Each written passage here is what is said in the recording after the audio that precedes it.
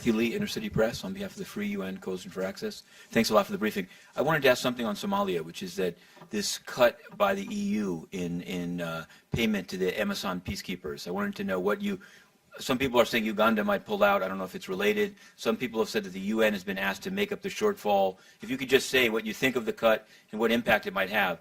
And on Burundi, and this is not just for Mr. Taranko, but anyone else, I mean, definitely you have a program there.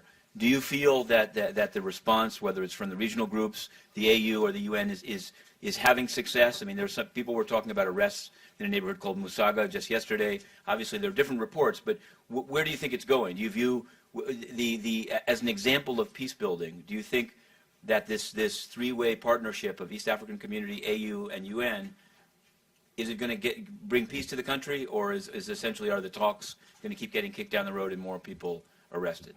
Thanks. Yeah, the 20% cut by the EU on supporting for AMISOM is coming the wrong time. Somalia is turning the corner. Uganda and Burundi and Kenya, Ethiopia and Djibouti and Somali security forces have paid a high price to achieve stability in Somalia. So I would think that it's not the right time to roll back. I understand there are other pressures around the world, but I certainly think this one is not the right time. As far as Uganda pulling out, I don't think our African brothers and sisters who came to help came to only to get paid. There is a higher calling here. Anybody sends you their children to fight for you has a higher calling, and I hope that will prevail. Third, there are other non-traditional donors, what's being called, and on my part and the part of the Somali government, we will try to tap into that. And finally, I just want to say, most of these countries still pay certain amounts of money and cost from their budgets. So I hope Uganda stays in. We need them. They have paid a high price, and Somalia is turning the corner, and everybody should support us. And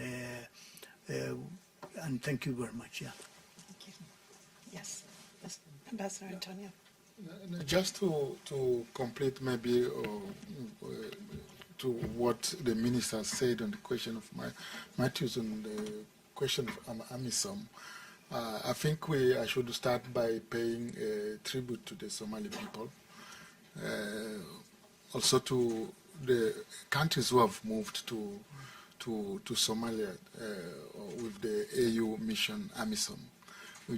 Let's not have a very short memory and remember what was Somalia before and what the Somali themselves have done today and what Africa has done on the ground. But your question, Matthew, only brings us to the main question of the funding of peacekeeping operations deployed by the regional bodies on behalf of the international community. I think we really need to look to this issue in a very objective manner. The current the model in Somalia has worked, but I think we need to go further. This is why the African Union is proposing. We took a political decision as an organization to have Africa funding 25% of the peace support operations, as we call them, in 5 years. But what we are saying, we are doing it also on behalf of the international community. So the UN assessed contributions should have a part of responsibility also to cover those costs with 75%. Sometimes when you talk about AU and UN, you even forget that the 1/3 of the membership of the General Assembly are Africans. So we are also part of this family. I think we need to see in a more objective way we are fighting a war in Somalia, which is a template for fight against terror, the counter-terrorism. The Somali people have been doing it already for a long time. And the AU is doing it already. Today, you cannot move in a peacekeeping operation in a terrorist environment. So the regional experience may serve as a template, and the case of Somalia is one of them. You can really explore in order to fight counterterrorism. I think I thought I should add. Now on Burundi, is certainly you are asking if we are the UN and AU. Maybe my colleagues will come in, but certainly, as you know, and we have never stopped working on Burundi with different ideas. But I think we need to, the most important, we have to keep this bridge not only among ourselves, but also with the actors on the ground. We all have our responsibility and roles also to play, while the African Union has moved on with observers. I think the great challenge is now how to have the required number of observers to move to Burundi. I think we refer to Burundi as an example of cooperation with the Peacebuilding Fund. For the first time, the AU observers were funded, part of it, by the Peacebuilding Fund. I think those are some of the things we have to do, but in a speedy manner, certainly, in a quick manner. Thank you. Thank you. Does anyone else want to add anything? No, I think very much like the African Union, I think the Peacebuilding Fund and particularly the Peacebuilding Commission has remained engaged. I think this is extremely important. Part of peacebuilding is looking for solutions, right? And to arrive at solutions that can stick, that are sustainable, that reduce elements of violence, intimidation, exclusion, etc. This requires political dialogue, and I think this is at the heart of the challenge right now in Burundi, how to launch that national dialogue, that it's inclusive and credible. And to this effect, I think the UN, the African Union, the East African community, the neighbors, the different key actors within Burundi and outside, they're all searching for a mechanism that can launch a process of dialogue that can address the issues that are being contested.